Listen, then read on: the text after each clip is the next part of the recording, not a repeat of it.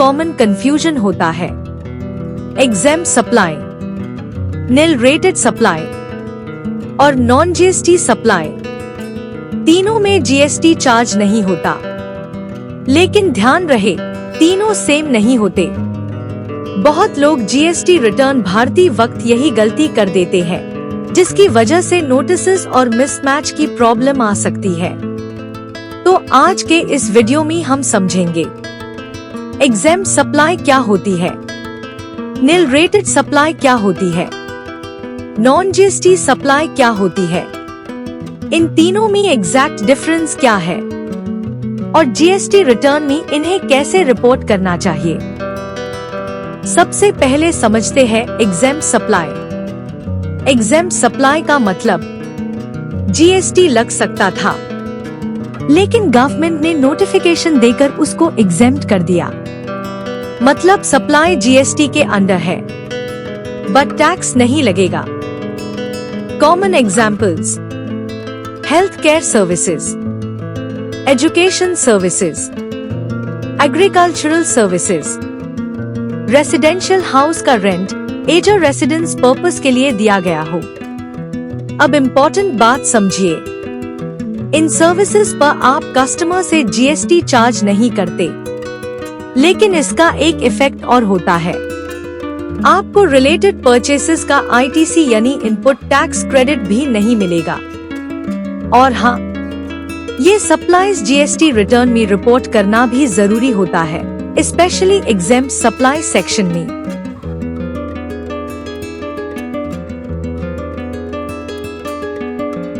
अब बात करते हैं निल रेटेड सप्लाई की।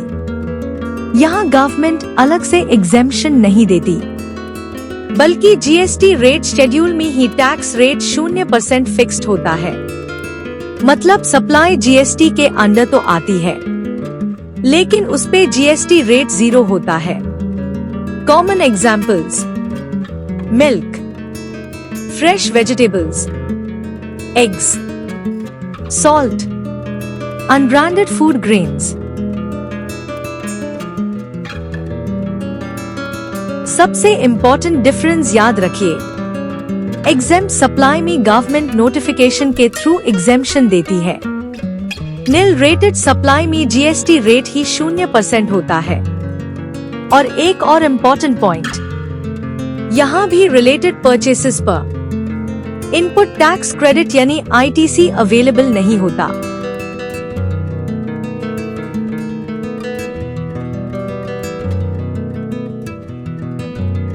दोस्तों, उम्मीद है आपको ये वीडियो हेल्पफुल लग रही होगी। अगर आपको ऐसे ही सिंपल जीएसटी और टैक्स अपडेट्स चाहिए, तो अभी बिना देरी किए वीडियो को लाइक करें, शेयर करें, चैनल को सब्सक्राइब करें और फॉलो करना बिल्कुल मत भूलिए, क्योंकि यहाँ हम कॉम्प्लिकेटेड टैक्स टॉपिक्स को भी इजी हिंदी इंग्लिश में समझते हैं।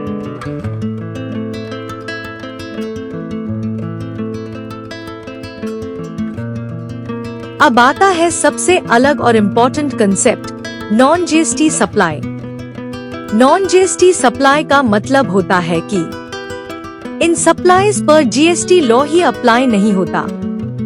मतलब ये सप्लाईज जीएसटी के स्कोप यानी दायरे के बाहर आती है, इसलिए इन पर जीएसटी चार्ज नहीं होता, कोई जीएसटी रेट एप्लीकेबल नहीं होता और आईटीसी यानी इनपुट टैक्स क्रेडिट भी नहीं मिलता। सिंपल वर्ड्स में समझे तो, जहां जीएसटी एक्ट ही एप्लीकेबल नहीं है, वहां जीएसटी लगने का सवाल ही नहीं उठता। Common examples: petrol, diesel, alcohol for human consumption, electricity, sale of land. अब एक बहुत इंपॉर्टेंट प्रैक्टिकल पॉइंट समझिए। जनरली इन तीनों cases, exempt supply, nil rated supply, non GST supply में रिलेटेड परचेसेस का आईटीसी अवेलेबल नहीं होता। और अगर कोई बिजनेस एक साथ टैक्सेबल सप्लाईज भी करता है और एग्जेम्प्ट या नॉन जीएसटी सप्लाईज भी करता है। तो जीएसटी रूल्स के रूल 42 और रूल 43 के अकॉर्डिंग आईटीसी रिवर्सल भी करना पड़ सकता है। मतलब जो कॉमन एक्सपेंसेस पर आईटीसी लिया गया है उसका कुछ पोर्शन रिवर्स करना पड़ेगा।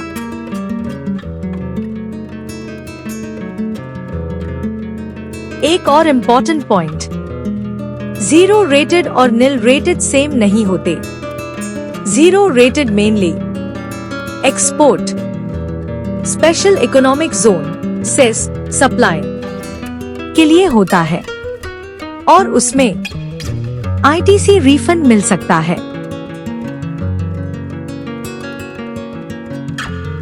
अंत में सिंपल लैंग्वेज में याद रखो, एग्जेम्प्ट यानी गवर्नमेंट ने टैक्स माफ किया।